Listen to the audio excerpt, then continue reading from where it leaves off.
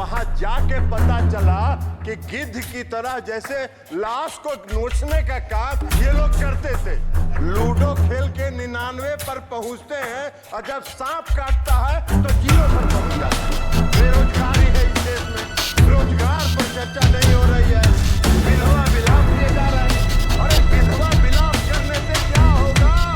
आपके साथ मिला के आपका चरित्र भी देख चुके हैं। गिद्ध की तरह आप लोग नोचते हैं। सभापति महोदय, सदन में आदरणीय प्रधानमंत्री नरेंद्र मोदी जी के तीसरे कार्यकाल का जो पहला बजट है उस पर चर्चा हो रही है और यह बजट जो है आत्मनिर्भर भारत बनाने की दिशा में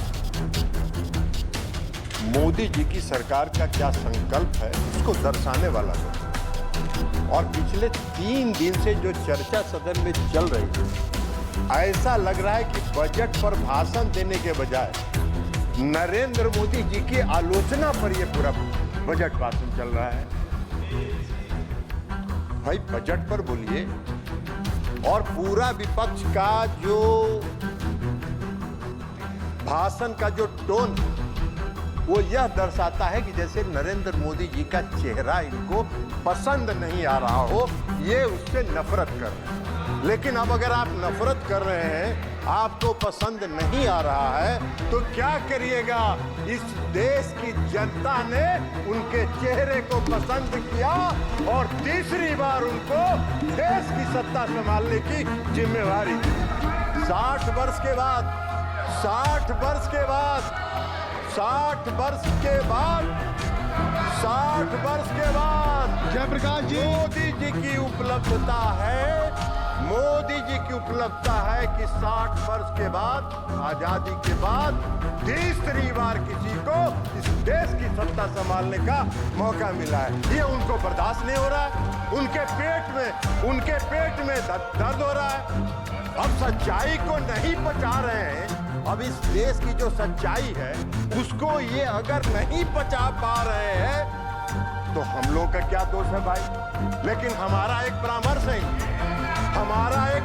है इनको, सभापति महोदय, कि सच्चाई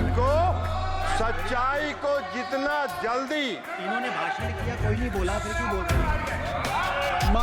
बता देते हैं माननीय मंत्री जी, आपका चरित्र भी बता माननीय मंत्री जी, माननीय मंत्री जी, एक मिनट आपका चरित्र भी बता देंगे कि आप क्या करते रहे।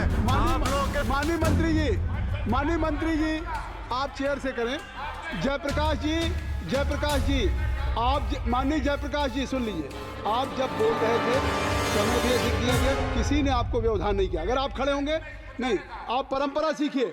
आप वरिष्ठ सदस्य हैं, बैठ जाइए। आप परंपरा सीखिए। आपके किसी स्पीच पे किसी ने व्यवधान नहीं किया। आपको अवसर, आपकी पार्टी को अवसर है। माननीय मंत्री जी जो बोल रहे हैं उसका जवाब आपकी पार्टी देगी, आपके पार्टी के नेता दे देंगे। सभापति माननीय महोदय, मंत्री ये बोल रहे हैं। कुछ दिन हम लोग इन लोगों के साथ भी थे और वहां जाके पता चला कि गिद्ध की तरह जैसे लाश को नोचने का काम ये लोग करते थे। और हम लोग मुतबिदा हो गए, प्रणाम करके इधर चले आए कि भैया वही काम करते रहो। अंदर में गठबंधन के अंदर ये लोग लॉबी चलाते थे और लॉबी चला के कैसे किसका मत पटौल करावे इसकी योजना बनाते थे। हम लोगों ने प्रणाम किया, इधर चले आए। इसलिए छोड़ दीजिए, जरा हम आपको बता देते हैं। तो इसलिए आप इधर आप बोलिए। आप चेयर सभापति महोदय, सच्चाई इनको सुनना नहीं है, आप ही का पसंद विषय नहीं है। आप जो बोल रहे हैं, आप जो बोल रहे हैं वो रिकॉर्ड पे जा रहा है। किसी भी माननीय अन्य सदस्य का बात रिकॉर्ड पे नहीं जा रही, केवल आपकी रिकॉर्ड। हम इनको बता रहे हैं सभापति महोदय कि जितना आप कृपया बैठ जाइए। आप बैठिए। शौकत राय जी बैठ जाइए। नहीं, जब आपको अवसर दूंगा तब आप बोलेंगे। आपको भी no point of order, no point of order, please माननीय सभापति महोदय, इनको हम बता रहे हैं कि जितना जल्दी इस सच्चाई को पचा लीजिएगा, उतना ही आपके मन को शांति मिलेगी, नहीं तो पूरा मन विचलित रहेगा आपका और 5 साल इसी तरह विचलित रहिएगा। 99 का आंकड़ा बड़ा खराब होता है सभापति महोदय। लूडो पता नहीं गौरव गोगोई जी और बाकी लोगों ने खेला है कि नहीं खेला है। लूडो खेल के 99 पर पहुंचते हैं और जब सांप काटता है तो 0 पर पहुंच जाते हैं। यही हाल है। तो इसलिए जरा इनको मन की शांति को जितना जल्दी ये शांत कर ले और देश की सच्चाई को जितना जल्दी ये स्वीकार करेंगे, उतना ही इनके लिए चैन मिलेगा, इनको भी चैन मिलेगा और देश को भी चैन मिलेगा। और इस देश में जो नरेंद्र मोदी जी ने आत्मनिर्भर बनाने का जो काम प्रारंभ किया है, वो आगे बढ़ता रहेगा, उसमें व्यवधान ये नहीं डालने का प्रयास करें।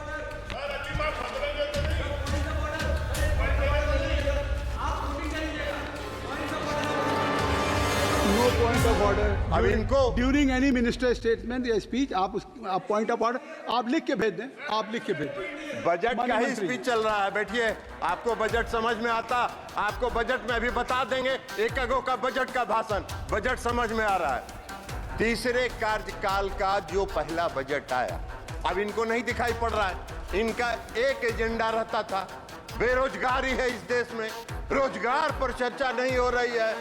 इस पहले बजट में 4.1 करोड़ रुपए 1 करोड़ लोगों के रोजगार सृजन की चर्चा है, वो इनको दिखाई नहीं पड़ रहा है। वो इनको दिखाई पड़ेगा भी नहीं, क्योंकि मन तो इनका विचलित है, मन इनका अशांत है, तो कहां से दिखाई पड़ेगा इनको। अब एक्चुअली अब वास्तव में हुआ क्या है कि तीसरे कार्यकाल का ये पहला बजट आया। मोदी जी ने पहला बजट मोदी जी की सरकार ने पेश किया, और जो पहला गुगली मोदी जी ने फेंका है इस बजट के माध्यम से, तो ये बोल्ड आउट हो चुके हैं और उसी बोल्ड आउट की छटपटाहट में ये अपना भावना व्यक्त कर रहे हैं। विधवा विलाप किए जा रहे हैं। अरे विधवा विलाप करने से क्या होगा? सच्चाई यही है कि देश के प्रधानमंत्री नरेंद्र मोदी जी हैं और पूर्ण बहुमत के साथ हैं। इस सच्चाई को स्वीकार करिए। और अभी तो शुरुआत हुआ है, अभी तो शुरुआत हुआ है, तो पहला साल है। अभी 5 साल देखिए, 5 साल के बाद मैदान में कहीं नजर नहीं आइएगा। वही होगा कि 99 पर सांप काटेगा और 0 पर पहुंचिएगा। यही होने वाला है। कई लोगों ने, कई पार्टियों ने चर्चा की, कई पार्टियों ने चर्चा की, कहा कि 2 राज्यों को खुश करने की बात की। अरे भाई, 2 राज्य को सरकार बचाने के लिए कई बात, सरकार बचाने की कौन सी बात? ये प्री पोल अलायंस है, और हमारा हो या तेलुगु देशम पार्टी का हो, प्री पोल अलायंस है। और यह अलायंस फेविकोल से सटा हुआ है। आपके साथ भी रह के आपका चरित्र भी देख चुके हैं। गिद्ध की तरह आप लोग नोचते हैं। सत्ता मिला नहीं कि कैसे सत्ता को घींचते रहे, ये काम करते रहे आप लोग। हम लोगों ने प्रणाम किया और चल दिए। इसलिए आज जेडीयू हो या टीडीपी हो, सत्ता के साथ प्री पोल अलायंस में हम लोग सरकार में है, और प्री पोल अलायंस 5 साल का पूर्ण बहुमत मिला है। आप क्लीन बोल्ड हो चुके हैं, चिंता मत करिए।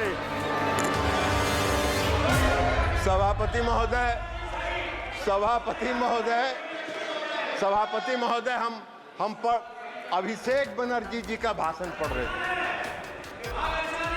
अच्छा विभाग, आपको ये सब यही काम तो करते रहे आज तक आप लोग। आप लोग यही काम करते रहे। आप चेयर पर गिद्ध के तरह कैसे नोचना है, ये सब नहीं होता है यहाँ। आराम करिए आप। महोदय, अभिषेक बनर्जी जी का भाषण पढ़ रहे थे।